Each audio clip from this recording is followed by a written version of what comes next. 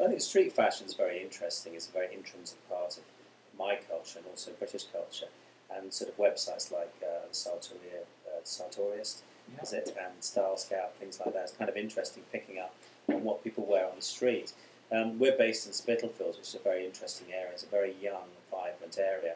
And if you're on a Friday night, you stand outside the Golden Hut pub, you can actually see trends happening over a period of time. Some things work and some things don't. But a lot of those trends are based on vintage and things that people are buying, particularly in that sort of area.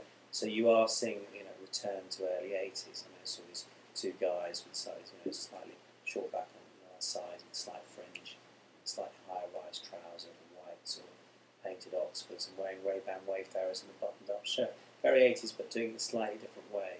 And you start to see things happening very, very, very, very quickly. So because they're all very social, things that kind of work start to hang together very quickly. Now, in the day, I seem to recall you were a big New Romantic. Do I recall correctly? Well, I was interested in that as any sort of movement, and I think what I was interested about New Romantic was actually you could actually dress up. And I was also interested in the whole nostalgia thing. There was a film, a TV thing called Brideshead Revisited at the time, and I think it was all looking at things that were traditional but kind of exaggerating them. And I thought it was very funny that you could be this different personality, and it was kind of experimental. And I think London is still true today, as a lot of other cities. There's probably 250, 500 people who are kind of the trendsetters, and we were very lucky to get kind of caught up in that. I remember trying to emigrate to Florida for 2.5 weeks, and I remember getting dressed up in this oversized sort of green zoot suit and crimping my hair and putting on some makeup and going to this bar, and they must have been absolutely freaked out, and this woman very generously came over and said, well, listen, she'll talk to me.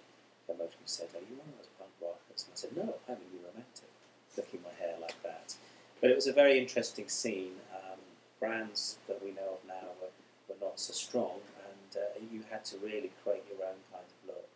So a mixture of going to fantastic places like Flip, and buying second-hand and restyling it ourselves, buying old suits oversized and then having them taken in through the hip and hanging them too long. It was kind of an interesting way of putting a look together, which I think is a very intrinsic part of British culture, is that kind of street fashion. We're very good at putting things together.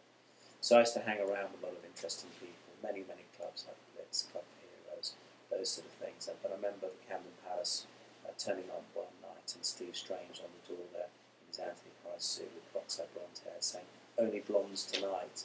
And 2 of us were blonde and 5 of them weren't, so only 2 of us got in. What I enjoy being quite a shy person is that you become a different character. And I think that was the interesting thing, because brands really weren't as strong as they've become. That kind of got me started, wanting to get into fashion. Now, tell me, I see that emerging again, burlesque and the New Romantics. Yeah, I think it's, as I've probably said to you and other people before, I think it's kind of turned full circle.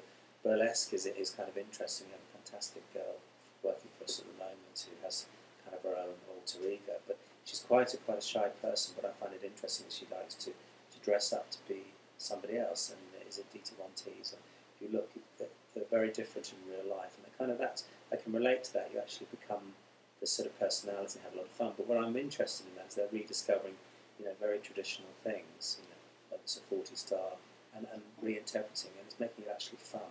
And people are socialising, communicating, which has happened for the last decade. But we went through this sort of post when I was clubbing the whole sort of acid house and dancing. People forgot to actually interact and actually dress up.